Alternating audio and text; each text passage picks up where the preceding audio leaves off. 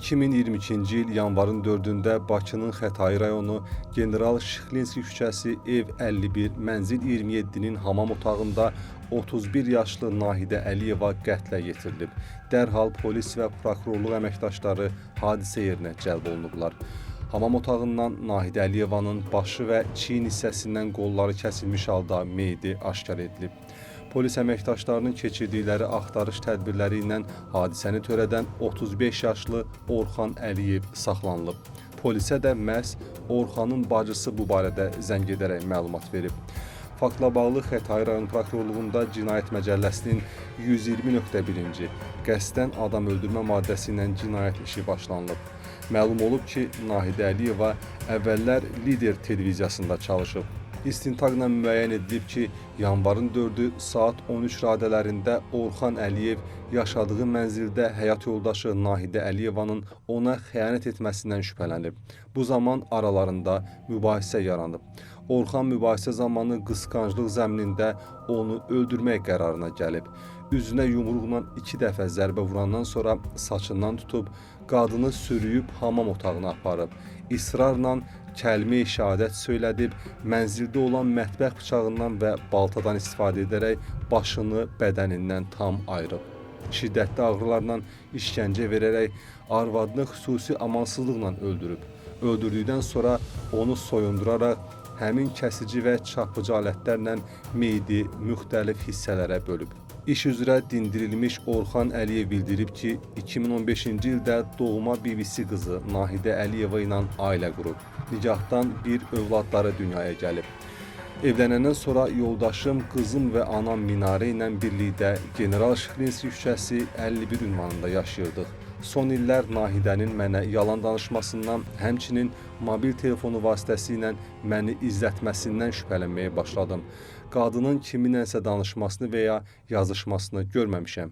Bununla bağlı aramızda tez-tez mübahisələr yaranırdı. Axırıncı dəfə 2021-ci il dekabrın 5-də növbəti mübahisədən sonra arvadım uşağı da götürüb Füzuli rayonuna, valideynlərinin yaşadığı evə gedərək orada qaldım. 2022-ci il yanvarın 3-də günorta Nahidəni və övladımı evə gətirmək üçün taksi ilə Füzuliyə, qaynatamgilə yollandım. Səhəri gün yoldaşım və uşağımla Bakıya qayıtdım. Saat 12 radələrində evimizə çatdıq.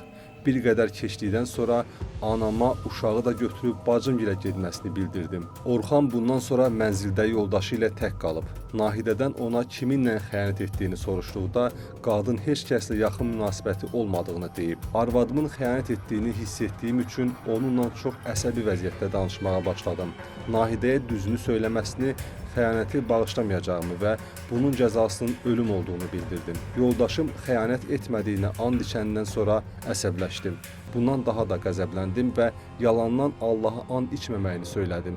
Ardınca bir neçə dəfə yumruqla üzünə zərbələr vurdum. Zərbələrin təsirindən qadın yerə yıxılsa da huşunu itirmədi. Saçından tutub sürüyə-sürüyə onu hamam otağına apardım. Əyilmiş vəziyyətdə saxlayaraq ona namusuma əl uzatmısan, sənin başını və əllərini kəsəcəm. Kəlmə-i şəhadətini de, sonra səni öldürüm dedim. Ona kəlmə-i şəhadətini deməyə məcbur etdim və bıçaqla Nahidənin başını kəsdim. Başını və qollarını bədənindən ayırmaq çətin olacağını düşünüb eyvandan baltanı götürərək hamama qayıtdım. Nahidə artıq keçinmişdi.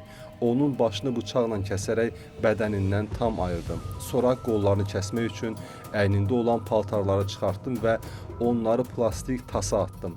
Nahidənin başı kəsilmiş meyidini çılpaq vəziyyətdə vannanın içinə uzatdım. Orada bıçaqla onun sağ qolunu çiynindən kəsdim. Başını su ilə yuyub salafan torbaya, kəsilmiş sağ qolunu isə tasa qoydum. Hamamda qana bulaşmış yerləri də yudum. Bu zaman evin qapısı döyüldü.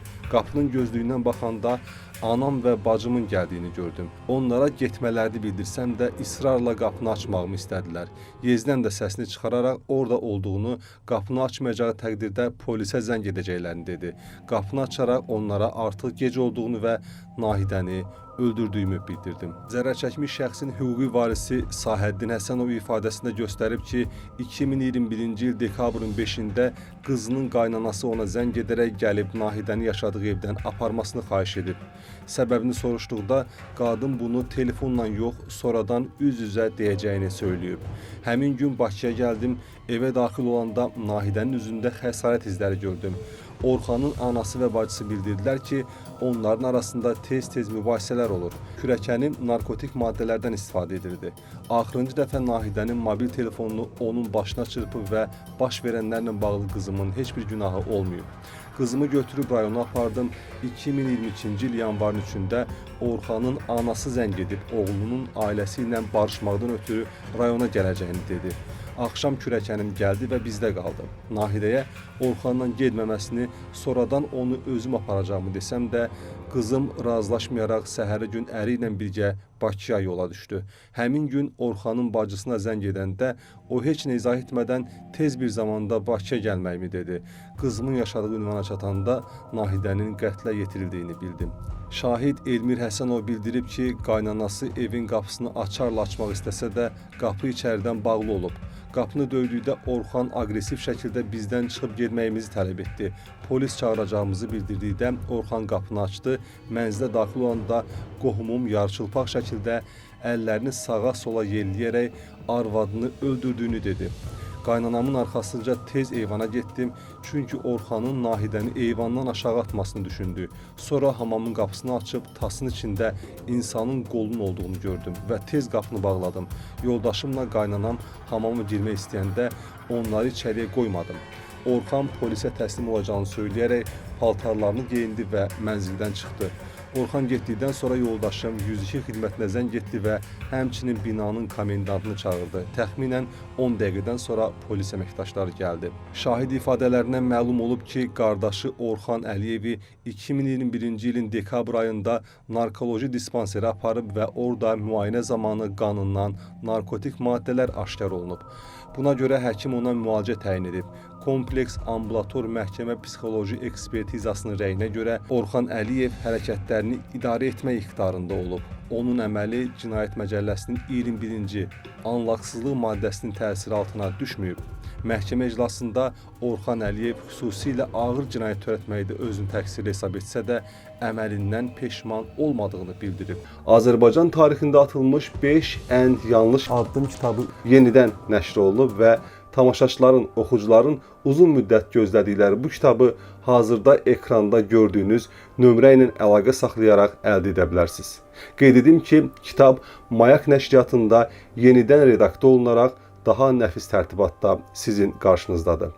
Azərbaycan tarixinə toxunmaq hər birimizin haqqıdır. Bakı Ağır Cinayətlər Məhkəməsinin hökmü ilə Orxan Əliyev cəzasını ciddi rejimli cəza çəkmə müəssisəsində çəkməklə 20 il müddətinə azadlıqdan məhrum olunub.